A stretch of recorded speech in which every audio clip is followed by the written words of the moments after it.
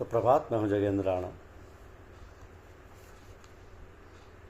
हमारी आज की धार्मिक चर्चा का विषय है श्री राम के अवतार लेने का कारण, भाग 2।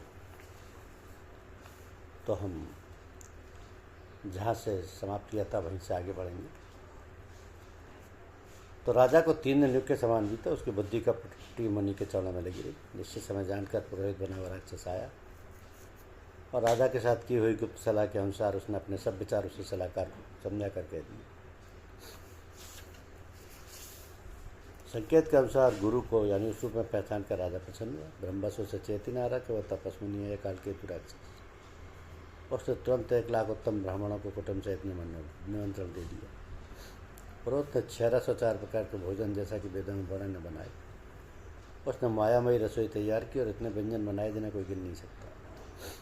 अनेक प्रकार के पशुओं का मांस पकाया और उसमें उस दुष्ट ने ब्राह्मणों का मांस मिला दिया। सब ब्राह्मणों को भोजन के लिए बुलाया और चरण धोकर आदर से बिठाया। तो ज्यों ही राजा परोसने लगा, उसी काल केतु हेतु आकाशवाणी हुई कि हे ब्राह्मणों, उठ कर अपने घर जाओ और यह न मत खाओ, इससे खाने में बड़ी हानि है। रसोई में ब्राह्मणों का मांस बना है। आकाशवाणी का विश्वास मानकर सब ब्राह्मण उठ खड़े हुए।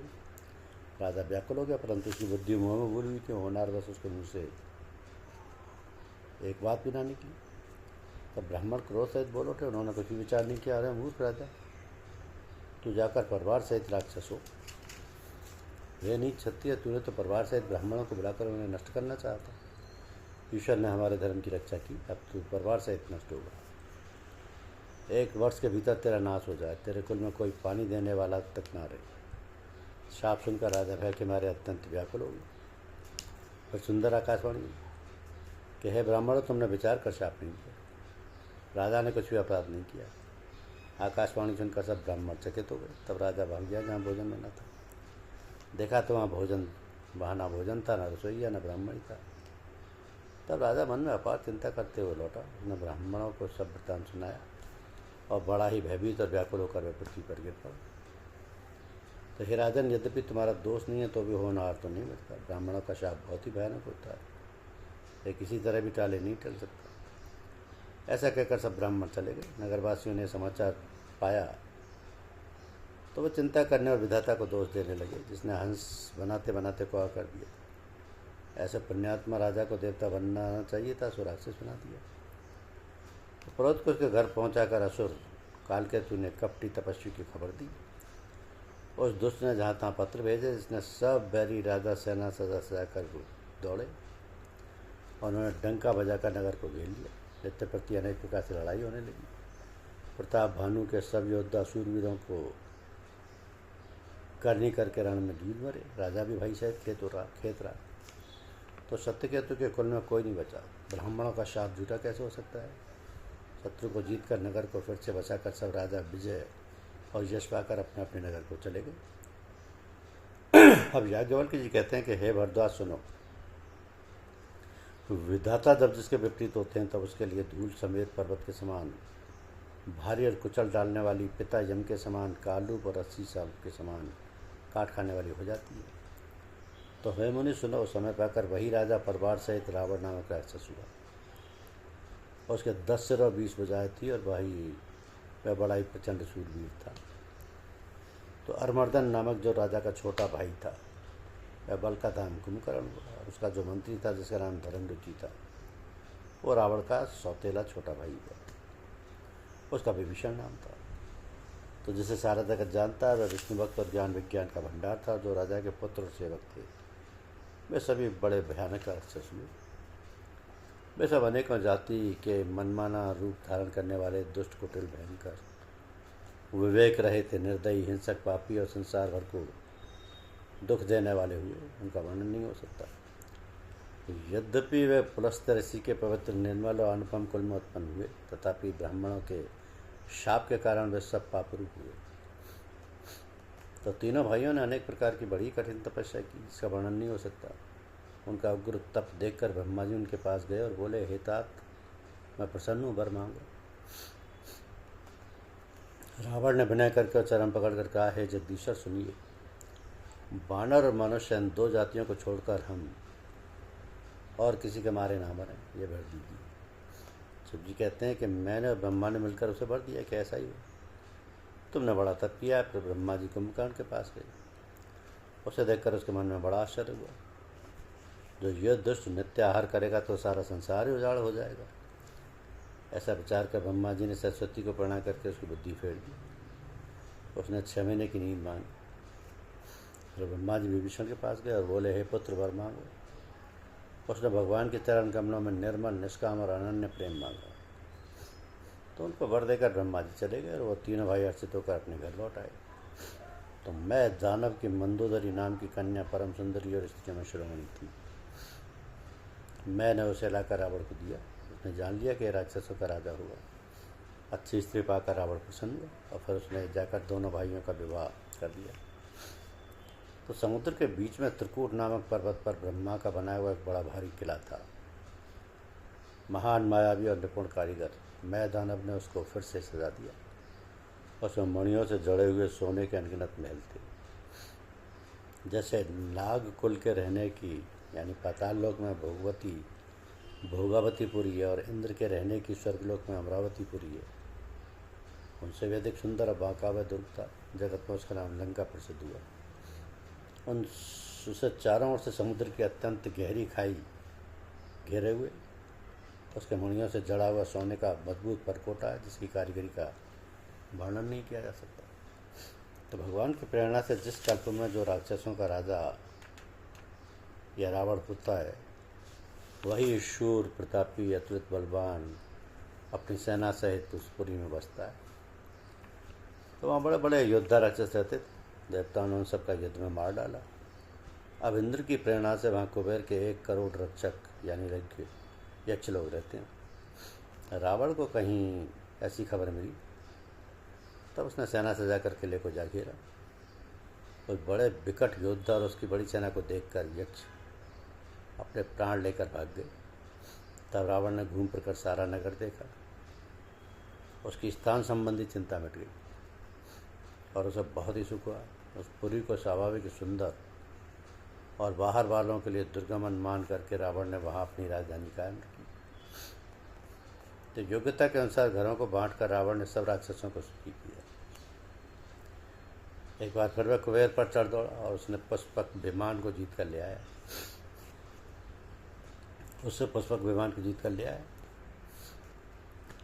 फिर उसने जाकर एक बार खिलवाड़ में कैलाश पर्वत को उठा लिया और मानो अपनी भुजाओं का बल तोड़कर वह सुख पाकर वहाँ से चला आया। तो सुख संपत्ति पुत्र सेना सहायक जय प्रताप बल बुद्धि और बड़ाई ये सब उसके नित्य नए बढ़ते जाते थे, जैसे प्रत्येक लाभ पर लोग चढ़ता है। अत्यंत बलवान कुंभकर्ण सा उसका भाई था, जिसके जोड़ का योद्धा जगत में पैदा ही नहीं हुआ और मदरा पीकर 6 महीने सोया करता था। उसके जागते ही तीनों लोकों में तहलका मच जाता था। यदि वह प्रतिदिन भोजन करता तब तो संपूर्ण विश्व शीघ्र से खाली हो जाता। रणधीर ऐसा था कि जिसका वर्णन नहीं किया जा सकता। लंका में उसके ऐसे असंख्य बलवान वीर थे। मेघनाथ रावण का बड़ा लड़का था, जिसका जगत के योद्धाओं में पहला नंबर था। रण में कोई भी उसका सामना नहीं कर सकता था। स्वर्ग में तो उसके भय से नित्य भगदड़ मची रहती थी। इनके अतिरिक्त दुर्मुख है कंपन वज्रदंत धूमकेतु और अतिकाय आदि ऐसे अनेक योद्धा थे जो अकेले ही सारे जगत को जीत सकते थे। तो सभी राक्षस मनमाना रूप बना सकते थे और आसुरी माया जानते थे। उसमें उनके दया धर्म सपने में भी नहीं था। एक बार सभा में बैठे हुए रावण ने अपने अगणित परिवार को देखा। पुत्र पौत्र कुटुंबी और सेवक ढेर के ढेर थे। सारी राक्षसों की जातियों को तो गिन ही नहीं कौन सकता है।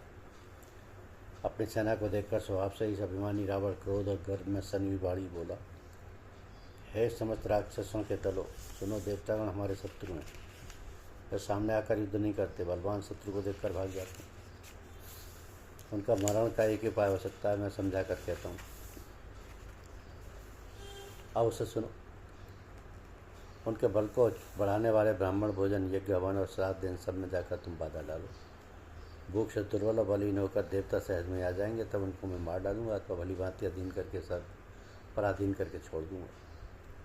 और उसने मेघनाथ को बुलाया और सिखा पढ़ाकर उसके बल और देवताओं के प्रति वैरभाव को उत्तेजना दी। कहा कि हे पुत्रों, जो देवता रण में धीर और बलवान है और जिन्हें लड़ने का अभिमान है, उन्हें युद्ध में जीत कर बांध लाना। बेटे ने उठकर पिता की आज्ञा को शिरोधार्य किया। इसी तरह उसने सबको आज्ञा दी और आप भी हाथ में गदा लेकर चल दिया। तो रावण के चलने से पृथ्वी डगमगाने लगी और उसकी गर्जना से देव और मणियों के गर्भ गिरने लगे। रावण को क्रोध सहित आते हुए देखकर देवताओं ने सुमेरु पर्वत गुफाएं तरकी भागकर सुमेरु की गुफाओं का आश्रय लिया। दिक्पालों के सारे सुंदर लोगों को रावणों ने छू न पाने। रावण वे बार बार भारी सिंह गर्जना करके देवताओं को ललकार ललकार कर गालियाँ देता था। रण के मध्य में मतवाला होकर वह अपनी जोड़ी का योद्धा खोजता हुआ जगत भर में दौड़ता फिरा, परंतु उसे योद्धा कहीं नहीं मिला। सूर्य, चंद्रमा, वायु, वरुण, कुबेर, अग्निकाल और यम आदि सब अधिकारी, किन्नर, सिद्ध, मनुष्य, देवता और नाग सभी के पीछे वह हठपूर्वक पड़ गए। किसी को विष्णु शांतिपूर्वक नहीं बैठने दिया। ब्रह्मा जी की सृष्टि में जहाँ तक शरीरधारी स्त्री पुरुष थे, सभी रावण के अधीन हो गए। डर के मारे सभी उसका आज्ञा पालन करते थे और नित्याग नम्रतापूर्वक उसके चरणों में से नवाते थे। उसने भुजाओं के बल से सारे विश्व को वश में कर लिया था, किसी को स्वतंत्र नहीं रहने दिया। इस प्रकार मंडलिक राजाओं का शिरोमणि सार्वभौम सम्राट रावण अपने इच्छानुसार राज्य करने लगा। तो देवता, यज्ञ, गंधर्व, मनुष्य, किन्नर और नागों की कन्याओं तथा बहुत सी अन्य सुंदरी और उत्तम स्त्रियों को उसने अपने भुजाओं के बल से जीत कर ब्याह किया।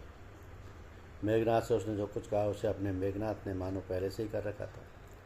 अर्थात रावण के कहने भर की देर थी, उसने आज्ञा पालन में तनिक भी देर नहीं की। जिनको रावण ने मेघनाथ से पहले आज्ञा दे रखी थी, उन्होंने जो करतूतें की उन्हें सुनो कि सब राक्षसों के समूह देखने में बड़े भयानक, पापी और देवताओं को दुख देने वाले थे। वे असुरों के समूह उपद्रव करते थे और माया से अनेकों प्रकार के रूप धरते थे। तो जिस प्रकार धर्म की जड़ें कटे वे सब वहीं सब वेद विरुद्ध काम करते थे। जिस जिस स्थान में गौ और ब्राह्मणों को पाते थे, उसी नगर, गांव और पूर्वे में आग लगा देते थे। उनके डर से कहीं भी शुभ आचरण यानी ब्राह्मण भोजन, यज्ञ, श्राद्ध आदि नहीं होते थे। देवता, ब्राह्मण और गुरु को कोई नहीं मानता था। न हरिभक्ति थी, न यज्ञ, तप और ज्ञान था। वेद और प्राण तो सपने में भी सुनने को नहीं मिलते थे। तो जब योग, वैराग्य, तप तथा यज्ञ में देवताओं के भाग पाने की बात रावण कहीं कानों से सुन पाता, तो उसी समय सुन उठ दौड़ता, कुछ भी रहने नहीं पाता, वह सबको पकड़कर विध्वंस कर डालता था। संसार में ऐसा भ्रष्ट आचरण फैल गया कि धर्म तो कानों में भी सुनने में नहीं आता था। जो कोई वेद और प्राण कहता, उसको बहुत सी तरह से त्रास देता और देश से निकाल देता था। राक्षस लोग जो घोर अत्याचार करते थे, उनका वर्णन नहीं किया जा सकता। हिंसा पर ही जिनकी प्रीति है, उन पापों का क्या ठिकाना। तो पराये धन, पराई स्त्री पर मन चलाने वाले दुष्ट, चोर और जुआरी बहुत बढ़ गए। लोग माता पिता और देवताओं को नहीं मानते थे और साधुओं की सेवा करना तो दूर रहा, उल्टे उनसे सेवा करवाते थे। तो शिव जी कहते हैं कि हे भवानी, जिनके ऐसे आचरण हैं, उन सब प्राणियों को राक्षसी समझ। इस प्रकार धर्म के प्रति लोगों की अतिशय ग्लानि, अरुचि, अनास्था देखकर पृथ्वी अत्यंत भयभीत एवं व्याकुल हो गई। वह सोचने लगी कि पर्वतों, नदियों, समुद्रों का बोझ मुझे इतना भारी नहीं जान पड़ता जितना भारी मुझे एक परद्रोही यानी दूसरों का अनिष्ट करने वाला लगता है। पृथ्वी सारे धर्मों को विपरीत देख रही है, पर रावण से भयभीत हुई वे कुछ बोल नहीं सकती। अंत में हृदय में सोच विचार कर गौ का रूप धारण करके धरती वहाँ गई जहाँ सब देवता और मुनि छिपे थे। पृथ्वी ने रोकर उनको अपना दुख सुनाया, पर किसी से कुछ काम ना बना। तब देवता, मुनि और गंधर्व सब मिलकर ब्रह्मा जी के लोग सत्यलोक को गए और भय और शोक से अत्यंत व्याकुल बेचारी पृथ्वी को भी गौ का शरीर धारण किए उनके साथ थी। ब्रह्मा जी तब उन्होंने पृथ्वी से कहा कि जिसकी तू दासी है, वही अविनाशी हमारा और तुम्हारा दोनों का सहायक है। तो ब्रह्मा जी ने कहा, हे धरती, मन में धीरज धारण करके श्री हरि के चरणों का स्मरण करो। प्रभु अपनी दासी की पीड़ा को जानते हैं, ये तुम्हारे कठिन विपत्ति का नाश करेंगे। सब देवता बैठकर विचार करने लगे प्रभु को कहाँ पाएं ताकि उनके सामने पुकार या फरियाद कर। तो कोई बैकुंठपुरी जाने को कहता था, कोई कहता था वहीं प्रभु क्षीर सागर में निवास करते हैं। जिसके हृदय में जैसी भक्ति प्रीति होती है, प्रभु वहाँ उसके लिए सदा उसी रीति से प्रकट होती है। तो हे पार्वती, उस समाज में मैं भी था। अवसर पाकर मैंने एक बात कही कि मैं तो ये जानता हूँ कि भगवान सब जगह समान रूप से व्यापक हैं, प्रेम से वे प्रकट हो जाते हैं। देश, काल, दिशा, विदिशा में बताओ ऐसी जगह कहाँ है जहाँ प्रभु ना हो। वे चराचर में व्याप्त होते हुए ही सबसे रहते हैं और विरक्त हैं। उनकी कहीं आसक्ति नहीं, वे प्रेम से प्रकट हो जाते हैं जैसे अग्नि। अग्नि व्यक्त रूप से सर्वत्र व्याप्त है, परंतु जहाँ उसके लिए अरण्य मंथन आदि साधन किए जाते हैं वहाँ वह प्रकट होती है। इस प्रकार सर्वत्र व्याप्त भगवान भी प्रेम से प्रकट होते हैं। मेरी बात सबको प्रिय लगी। ब्रह्मा जी ने साधु साधु कहकर बड़ाई की। मेरी बात सुनकर ब्रह्मा जी के मन में बड़ा हर्ष हुआ, उनका तन पुलकित हो गया और नेत्रों से प्रेम के आंसू बहने लगे। तब वे धीर बुद्धि ब्रह्मा जी सावधान होकर हाथ जोड़कर स्तुति करने लगे। हे देवताओं को स्वामी, सेवकों को सुख देने वाले, शरणागत की रक्षा करने वाले भगवान, आपकी जय हो, जय हो। हे गौ ब्राह्मणों का हित करने वाले, असुरों का विनाश करने वाले, समुद्र की कन्या श्री लक्ष्मी जी के प्रिय स्वामी, आपकी जय हो। हे देवता और पृथ्वी का पालन करने वाले, आपकी लीला अद्भुत है, उसका भेद कोई नहीं जानता। ऐसे जो स्वभाव से ही कृपालु और दीन दयालु हैं वो हम पर कृपा करें। हे अविनाशी, सबके हृदय में निवास करने वाले, अंतर्यामी, सब व्यापक, परमानंद स्वरूप, अज्ञेय इंद्रियों से परे पवित्र चरित्र, माया से रहित मुकुंद मोक्षदाता, आपकी जय हो, जय हो। श्लोक और परलोक के सब भोगों से विरक्त तथा मोह से सर्वथा छूटे हुए ज्ञानी मुनिवृंद भी अत्यंत अनुरागी प्रेमी बनकर जिनका दिन रात ध्यान करते हैं और जिनके गुणों के समूह का गान करते हैं, उन सच्चिदानंद की जय हो।